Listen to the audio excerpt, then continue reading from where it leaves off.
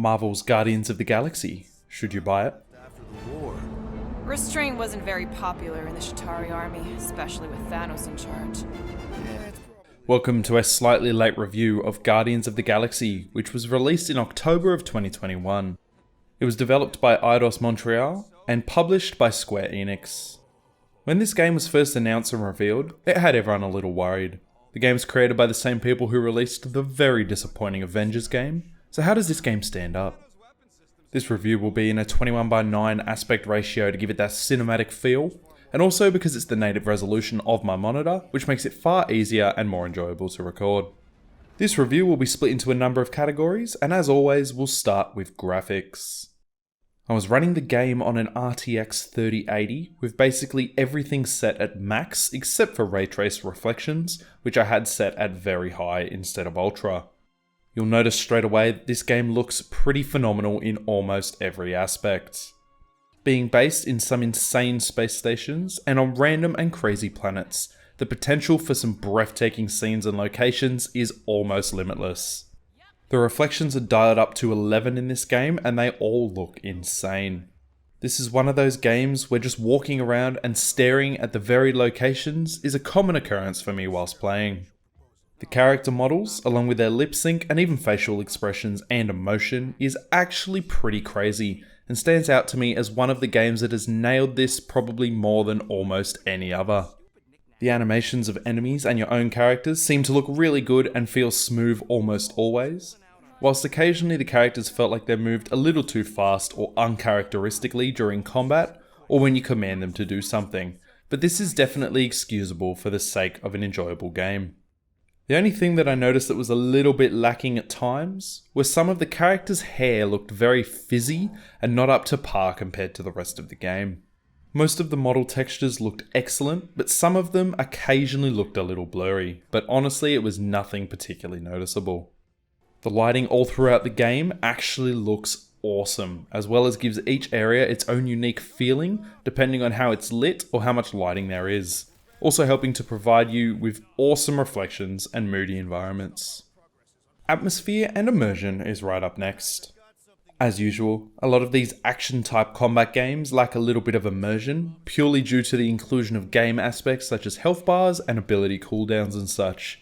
But for this type of game, those things are almost necessary for the game to make sense and be fun to play.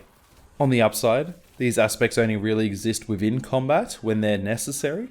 When traversing the world and not in combat, the HUD's completely hidden unless you use your visor to see where you're supposed to go. This gives you a full and immersive view of the different locations and environments whenever you're just travelling around and traversing the landscape. When it comes to atmosphere for Guardians of the Galaxy though, my god it feels good. As mentioned in the previous section, every planet or space station you visit feels completely unique and has its own feeling and vibe to it. It absolutely feels like every location you visit is a completely different planet or area in space, and all of them will have you wanting to explore every little bit because of how enticing and immersive the worlds are. The next section almost always leads heavily on from atmosphere and immersion, and that section is music, sounds, and voice. Beginning with music. Friend. For a night?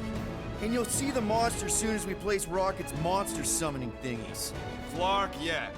Groot, Quill, suit up.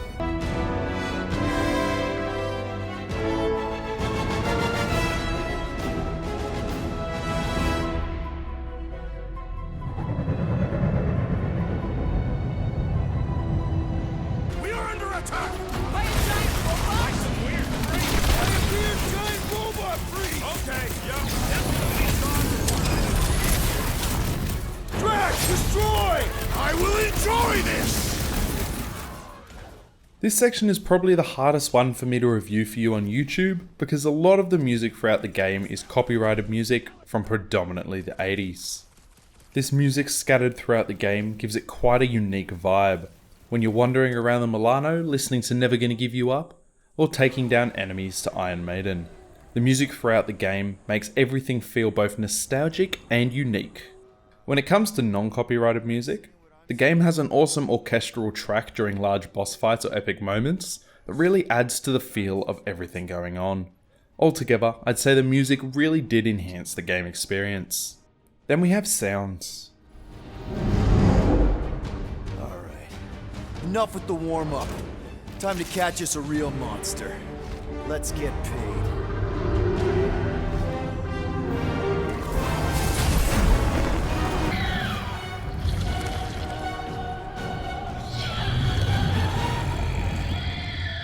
Okay, that's A true monster. Well, let's make it truly dead.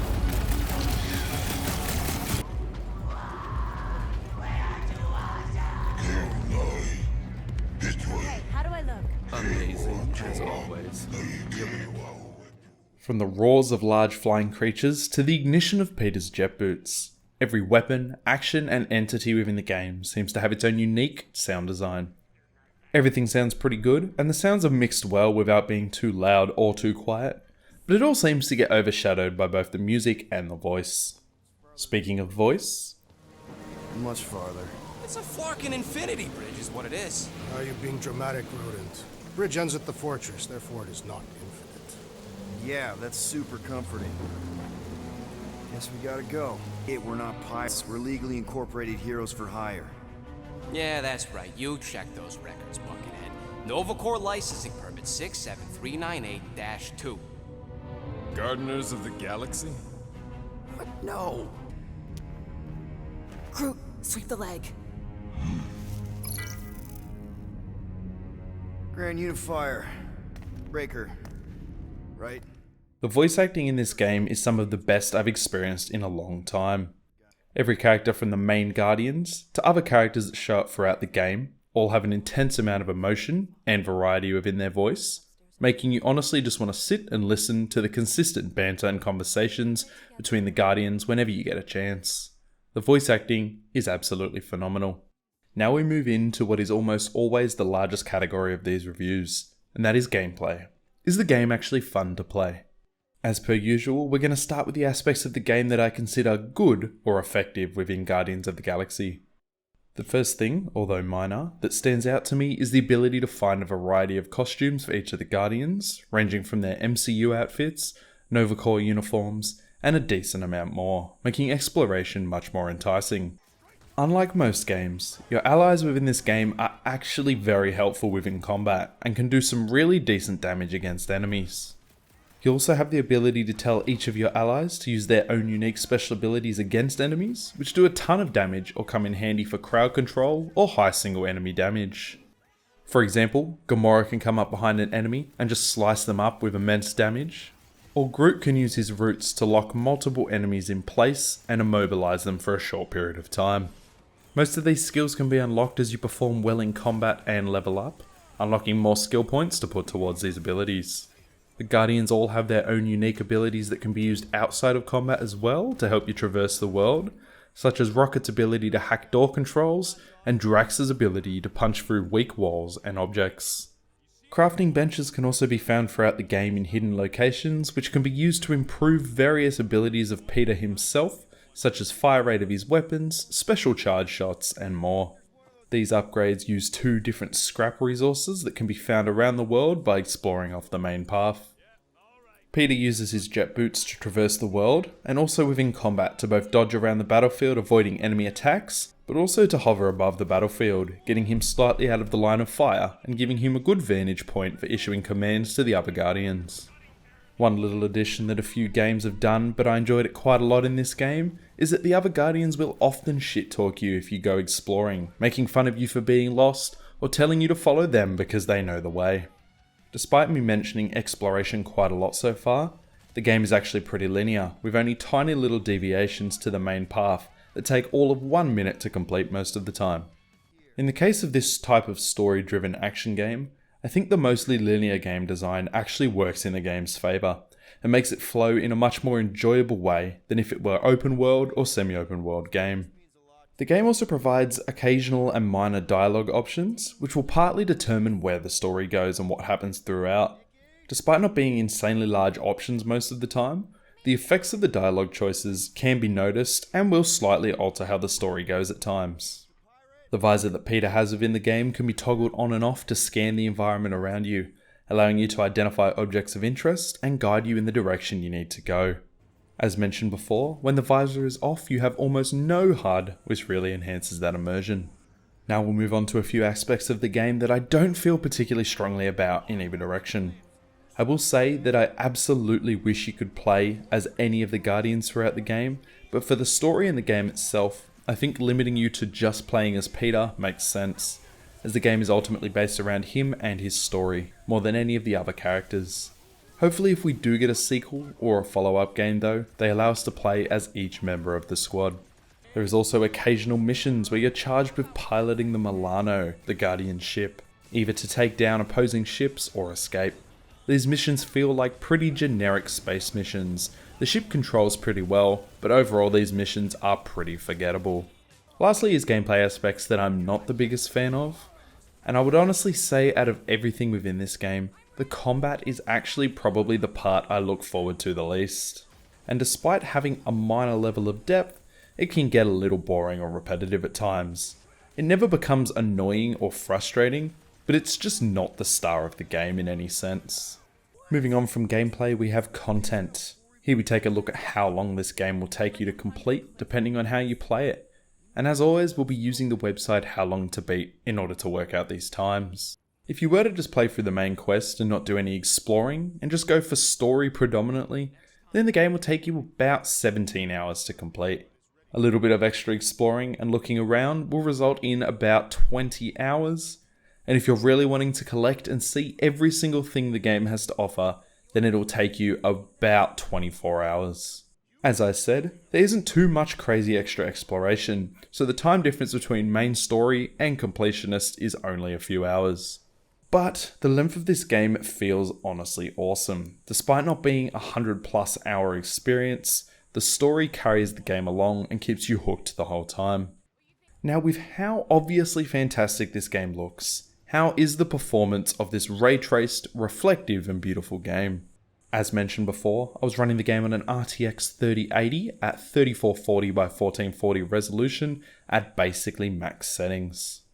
Upon running a benchmark test within the game, the average frame rate sat around 70 FPS, which appeared to be the case most of the way through the game, with very occasional dips, but more often than not, sitting up around 80 FPS.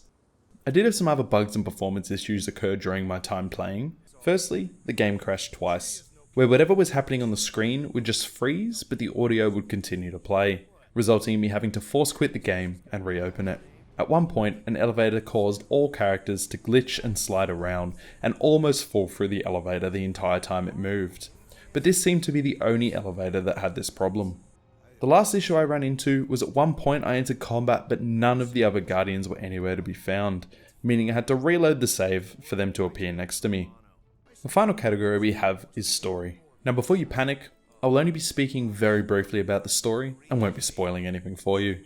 You start off the game heading to the Forbidden Zone to find and capture a creature for someone named Lady Hellbender, who will be paying for this creature.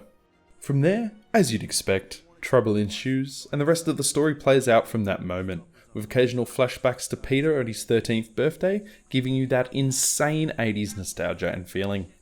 The story of this game is super enticing, and really got me hooked to see how it would play out, where it was going next, and how it would be resolved. The excellent voice acting and character appearance helped drive the story incredibly well. Now finally we move on to the overall experience and verdict of the game. Let me just say, this game will definitely be on my top games of the year list, despite being released last year. The game looks absolutely phenomenal, and the characters and voice acting, along with how they all talk and banter together, is such a treat to watch and play. There's a lot to do and see throughout the roughly 17 to 20 hour campaign, and you'll be provided with a heap of different locations and enemies. The combat can feel a little repetitive and boring at times, but everything else in the game will help make up for it. The game is currently $89.95 Australian dollars on Steam, or $59.99 US dollars. It has been discounted up to 35% in the past, bringing it down to $58.46 Australian dollars or $38.99 US dollars. So, should you buy Marvel's Guardians of the Galaxy?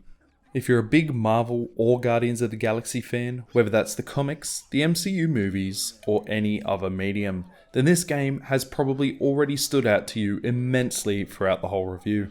If you're in that boat, then I would 100% say this game is a no-brainer for you, even at full price. If you don't really have any experience with the universe or the characters, then you could still enjoy the game, but I'd say you might not get anywhere near as much out of the story or character interactions. So it might be worth waiting for a deep sail or catching up on at least the MCU movies to familiarise yourself with the Guardians. Anyway guys, that was my review of Marvel's Guardians of the Galaxy. A surprising game that took a lot of people by surprise with how good it was. If you guys enjoyed the video, think about leaving a like or even subscribing, as everything like that really helps me out when it comes to making videos for you guys. And peace out everybody.